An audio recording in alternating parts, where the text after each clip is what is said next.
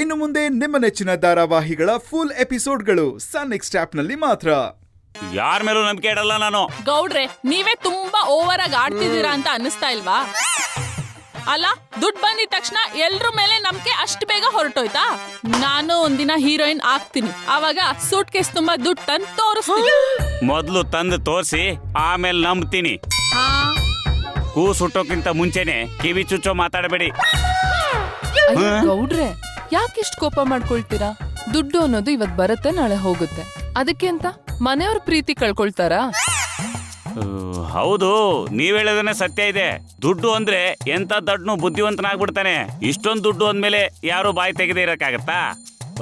ಒಂದ್ ಕೆಲಸ ಮಾಡಿ, ನೀವು ನಾಳೆ ಬೆಳಿಗ್ಗೆವರೆಗೂ ಈ ಸೂಟ್ ಕೇಸ್ನ ನಿಮ್ ರೂಮಲ್ಲಿ ಇಟ್ಕೊಂಡಿರಿ. ನಾನು ಬೆಳಿಗ್ಗೆ ಇಸ್ಕೋತೀನಿ.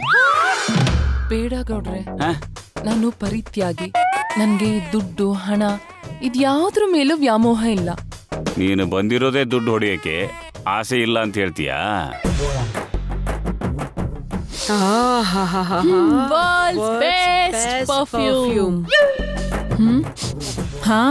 ಅನ್ಪೂರ್ಣ ಅವರೇ, ಪರ್ಫ್ಯೂಮ್ ಬರ್ತಾ ಇಲ್ಲ, ಬರೀ ಜಿರ್ಲೆ ಸ್ಮೆಲ್ ಬರ್ತಾ ಇದೆ.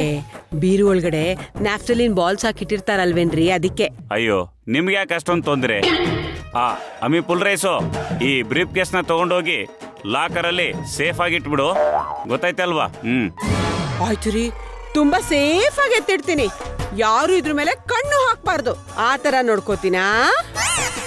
ಗೌಡ್ರೆ, ಬೇಕಿದ್ರೆ ನಾನು ರಾತ್ರಿ ಎಲ್ಲ ಎದ್ದು ಇದನ್ನ ಕಾವಲ್ ಕಾಯ್ತೀನಿ. ಅಯ್ಯೋ ಮಾಲಿನಿ ಅವ್ರೆ, ಯಾಕೆ ಅಷ್ಟೊಂದು ಕಷ್ಟ ತಗೋತೀರಾ?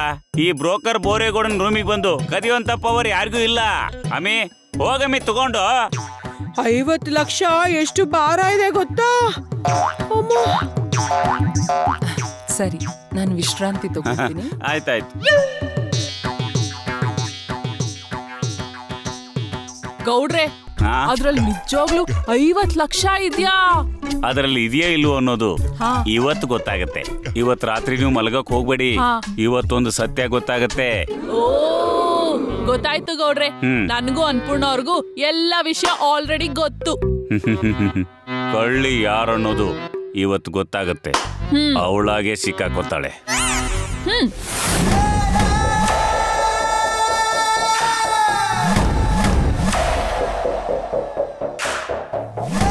ಈ ಅವಕಾಶನ ಮಿಸ್ ಮಾಡ್ಕೊಳ್ಳೇಬಾರ್ದು. ಕತ್ತೊಡ್ವೆ ವಾಪಸ್ ಅವ್ರ ಮನೆ ಪಾಲಾಗೋಯ್ತು. ಈಗ ಈ ದುಡ್ಡು ಬಂದಿದೆ. ಈ ದುಡ್ಡೇನಾದ್ರೂ ನಾನ್ ಕದ್ರೆ ನನ್ನ ಅರ್ಧ ಸಮಸ್ಯೆ ಪರಿಹಾರ ಆಗತ್ತೆ.